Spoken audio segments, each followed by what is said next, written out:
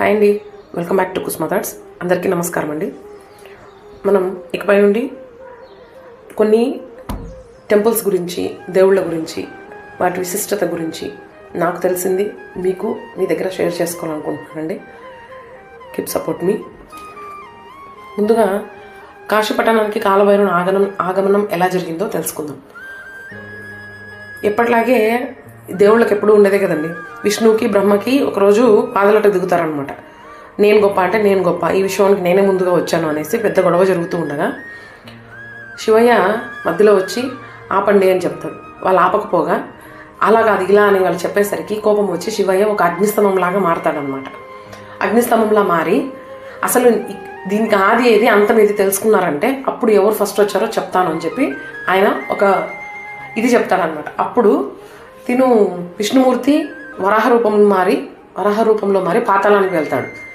అలాగే బ్రహ్మదేవుడు హంస రూపంలో మారి పైకి వెళ్తాడు. ఎక్కడ తన స్టార్టింగ్ పాయింట్ ఏంటి, ఎండింగ్ పాయింట్ ఏది తెలుసుకుందామని చెప్పి ఇద్దరు ఒక చోటుకి వెళ్తే ఎంతసేపటికి విష్ణుమూర్తికి వరాహ రూపంలో ఉన్న అతనికి కనిపించదు పాతాళంలో. పైకి వెళ్తూ ఉంటే బ్రహ్మదేవుడికి తలలు ఎక్కువ కదండి, మేబీ బుద్ధి కూడా ఎక్కువ అనుకుంటారేమో. మొగలి పువ్వు పై నుంచి కిందికి వస్తూ ఉంటుంది అనమాట. సో నువ్వు ఎక్కడి నుంచి వస్తున్నావు అని అడుగుతుంది మొగలి పువ్వుని. అడిగితే నేను శివుడి తలలోంచి జారి పడుతున్నాను అని చెప్తుంది. ఓకే అంటే శివుడి తలలోంచి నువ్వు జారి పడుతున్నావు అంటే శివుడి తల పైన ఉంది. సో నీకు అది ఎక్కడి వరకు స్టాప్ అయిందో నీకు తెలుసు.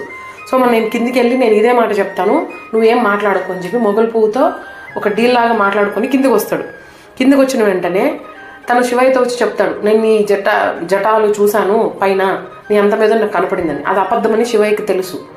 అప్పుడు వెంటనే కోపంతో దీంట్లో ఉన్న ఆయన చెల్లా అయిపోయి కోపంతో కాలభైరవుడు వస్తాడనమాట. అతనిలోంచి వచ్చి ఆ కోపంలోనే కాలభైరవుడు వచ్చి బ్రహ్మదేవుడు 5వ తలని నరికేస్తాడనమాట. నరికేసి వెంటనే ఆ తలని చేతికి తీసుకొని ఆ పుర్రెని చేతిలో పట్టుకొని కోపంతో ఆవేశంతో ఎవ్వరు ఆపినా ఆగకుండా ఆ తలను పట్టుకొని వెళ్తూ ఉంటాడనమాట. వెళ్తూ కొన్ని అడవులు, సముద్రాలు ఎక్కడెక్కడో దాటుకుంటూ వెళ్తూనే ఉంటాడు.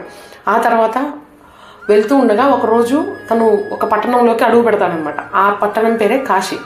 కాశీలో అడుగు పెట్టిన మరుక్షణం తన చేతిలో ఉన్న బ్రహ్మదేవుడి తల పుర్రె జారి కింద పడుతుంది. కింద పడి అదృశ్యమైపోతుంది. అదృశ్యమైపోయిన తర్వాత ఆ పుర్రె వచ్చి తన శివయ్య మాలలో ఒక పుర్రెగా నిలిచిపోతుంది అనమాట.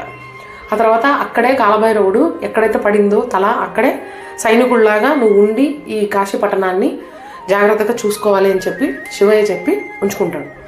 నచ్చితే ఓం నమః శివాయ అని కమెంట్స్లో టైప్